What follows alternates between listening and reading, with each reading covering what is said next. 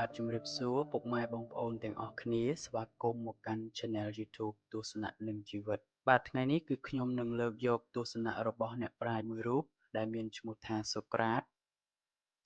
គាត់ជាទស្សនវិទូម្នាក់ដែលជាជនជាតិក្រិកបុរាណ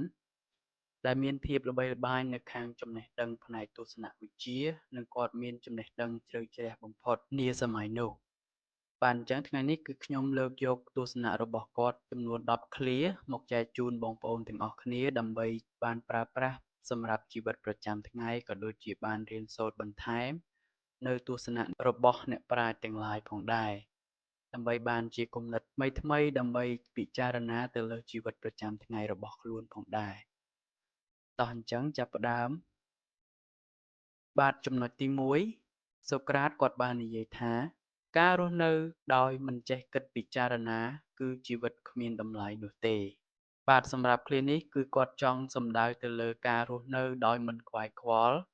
គឺការរស់នៅដោយគ្មានឧត្តមគតិនិងមិនចេះពិចារណាអំពីជីវិតរបស់ខ្លួនស្គាល់តែការសប្បាយមិនចេះគិតអ្វីទាំងអស់នោះជីវិតដែលរស់នៅនេះសូក្រាតបាននិយាយថាវាគ្មានតម្លៃនោះទេ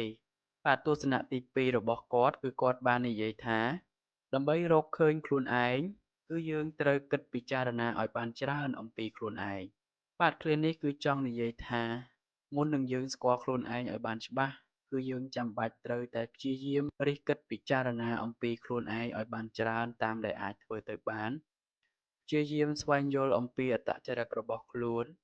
ចំណង់ចំណូលចិត្តនិងនិស្ស័យរបស់ខ្លួនឲ្យបានច្រើននោះយើងនឹងអាចស្វែងរកឃើញការពិតនៃខ្លួនយើងនៅថ្ងៃណាមួយជាពុំខានតើយើងជាមនុស្សបែបណាចូលចិត្តអ្វីហើយមានលក្ខណៈសម្បត្តិជាមនុស្សប្រភេទណាដែរបាទចំណុចទី3នៃទស្សនៈរបស់សូក្រាតគាត់បាននិយាយថាចំណេះដឹងដ៏ពិតប្រាកដនោះគឺជាការដែលដឹងថាយើងមិនបានដឹងអ្វីទាំងអស់បាទឃ្លានេះគឺចង់មានន័យថាចំណេះដឹងនៅក្នុងពិភពលោកយើងនេះគឺមានច្រើនជាអនេកដូច្នេះការដែលទទួលស្គាល់ថាយើងពិតជាបានដឹងបន្តិចបន្តួចឬមួយក៏ស្ទើរតែមិនដឹងអ្វីទាំងអស់គឺជាការចេះបន្ទាបខ្លួនក៏ដូចជាការទទួលស្គាល់នូវការពិតដែលធ្វើឲ្យយើងអាចនឹងត្រូវរៀនសូត្រក៏ដូចជាស្វែងរកអ្វីដែលថ្មីត្រូវរៀនបន្ថែមទៀតជាច្រើនជាជាងការដែលមានអំនួតដែលគិតថាខ្លួនយើងមានចំណេះដឹងច្រើនអ្វីក៏ដឹងហើយលែងចង់រៀនសូត្រអ្វីបន្ថែមទៀតនោះដូច្នេះហើយទើបសូក្រាតគាត់លើកឃ្លានេះឡើងដើម្បីបញ្ជាក់ថាមនុស្សយើងគឺមានការចេះដឹងតិចតួចបំផុតបើធៀបទៅនឹងអ្វីដែលយើងត្រូវរៀននៅក្នុងសកលលោកយើងនេះបាទឃ្លាទី4គឺគាត់បាននិយាយថាខ្ញុំមិនអាចបង្រៀនអ្វីដល់មនុស្សគ្រប់គ្នាបាននោះទេគឺខ្ញុំគ្រាន់តែអាចធ្វើឲ្យពួកគេចេះគិតពិចារណាដោយខ្លួនឯងតែប៉ុណ្ណោះបាទចំពោះឃ្លាមួយនេះគឺសូក្រាតគាត់ចង់មានន័យថាគាត់មិនអាចបង្រៀនមនុស្សឲ្យចេះអ្វីបាននោះទេប៉ុន្តែអ្វីដែលគាត់អាចធ្វើបានគឺអាចពន្យល់ហេតុផលប្រាប់ពីមូលហេតុនិងធ្វើឲ្យពួកគេចេះបង្កើតនូវគំនិតឆ្ងល់ហើយស្វែងរកការពិតដោយខ្លួនឯងបានបាទសម្រាប់ឃ្លាទី5គឺសូក្រាតគាត់បានពោលថាការពិតនៃសុភមង្គលគឺវាមិនអាចរកបាននៅក្នុងការដើរស្វែងរកបន្ថែមនៅខាងក្រៅនោះទេប៉ុន្តែសុភមង្គលគឺវានឹងកើតមានឡើងនៅពេលដែលយើងចេះលះបង់នៅការចង់សប្បាយដែលគ្មានដែនកំណត់របស់យើងចោលខ្លះនោះសុភមង្គលវានឹងកើតមកតាមក្រោយនោះហើយឃ្លានេះគឺគាត់ចង់និយាយថាសូមកុំព្យាយាមដើររកក្តីសុខនៅខាងក្រៅអីវាមិនអាចរកបាននោះទេការពិតនៃក្តីសុខឬក៏សុភមង្គលគឺវាស្ថិតនៅក្នុងចិត្តរបស់យើង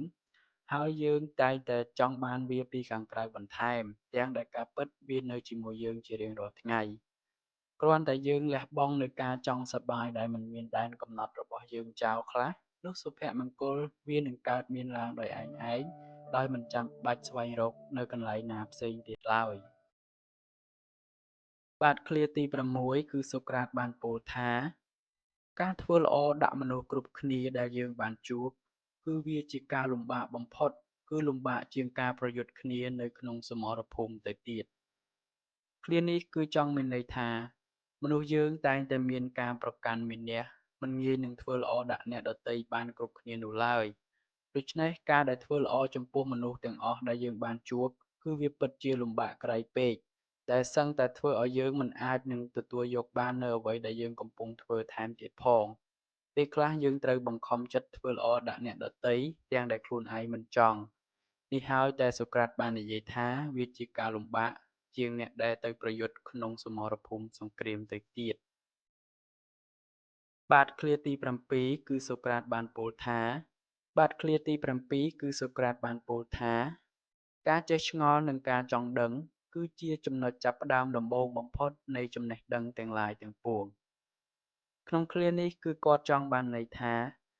ដំបូងគឺយើងត្រូវបង្កើតចម្ងល់ឲ្យខ្លួនឯងជាមុនសិនដូច្នេះទើបយើងអាចស្វែងរកការពិតឃើញប្រសិនបើយើងមិនមានចម្ងល់នោះទេតើយើងមានអ្វីដែលត្រូវស្វែងរកការពិតនោះដូច្នេះហើយមនុស្សយើងត្រូវតែចេះបង្កើតនូវការឆ្ងល់និងមានការស្រមៃដែលមនុស្សផ្សេងៗមិនធ្លាប់មានធ្វើអ្វីក៏ដោយឲ្យតែយើងអាចស្វែងរកចម្លើយនៃការឆ្ងល់របស់យើងនោះឃើញដូច្នេះសូក្រាតគាត់បាននិយាយថាដំបូងគឺត្រូវចេះឆ្ងល់នោះចំណេះដឹងទាំងឡាយនឹងកើតមានឡើងចំពោះយើងបាទឃ្លាទី8សូក្រាតគាត់បានពោលថាប្រើពេលវេលារបស់អ្នកដើម្បីអភិវឌ្ឍខ្លួនដោយការអានសំណេរផ្សេងៗរបស់អ្នកដទៃដែលបានសរសេរនោះអ្នកនឹងអាចដឹងថាអ្នកដទៃគឺបានខិតខំប្រឹងប្រែងធ្វើអ្វីខ្លះដើម្បីជីវិតរបស់ពួកគេយ៉ាងលំបាកកន្លងមកបាទក្នុងឃ្លានេះគឺចង់បានន័យថាយើងអាចអានឬអាចស្វែងយល់អំពីទុក្ខលំបាករបស់អ្នកដទៃតាមរយៈការសរសេររបស់ពួកគេនៅលើសៀវភៅក៏ដូចជាសំណេរនិងការចារផ្សេងៗហើយយើងក៏អាចដឹងយ៉ាងងាយស្រួលអំពីទុក្ខលំបាករបស់ពួកគេដែលបានខិតខំប្រឹងប្រែងជាច្រើនកន្លងមកតាមរយៈការអានរបស់យើងតែប៉ុណ្ណោះដូច្នេះហើយសូមយើងប្រើពេលវេលាដែលអានសៀវភៅរបស់គេនោះឲ្យមានតម្លៃដើម្បីអភិវឌ្ឍខ្លួនរបស់យើងកុំឲ្យលំបាកច្រើនពេកដូចអ្នកដែលបានសរសេរសៀវភៅនោះ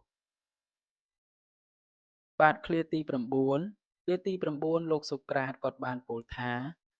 មនុស្សដែលមិនមែនជាអ្នកបម្រើល្អ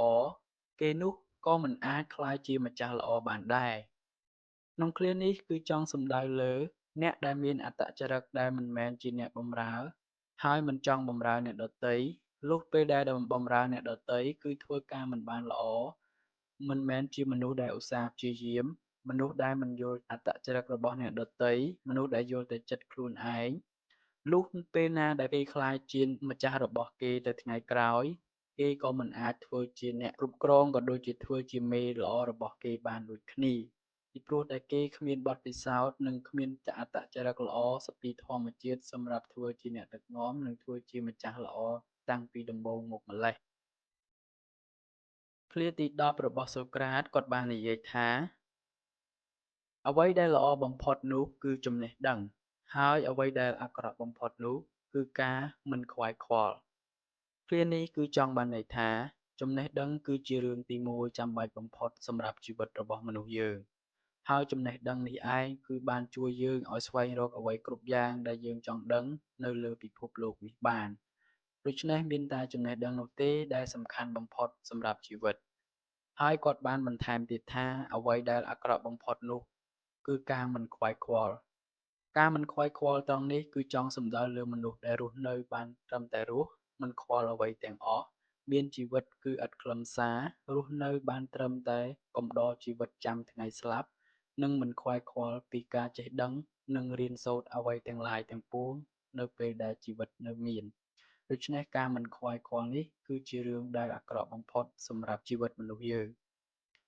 បាទបងប្អូនទាំងអស់គ្នានេះគឺជាទស្សនៈ10ចំណុចរបស់សូក្រាតដែលជាទស្សនវិទូជនជាតិក្រិកបុរាណហើយខ្ញុំសង្ឃឹមថា10ចំណុចនេះបងប្អូននឹងអាចរៀនសូត្រក៏ដូចជាយកទៅប្រើប្រាស់សម្រាប់ជីវិតប្រចាំថ្ងៃបានផងដែរ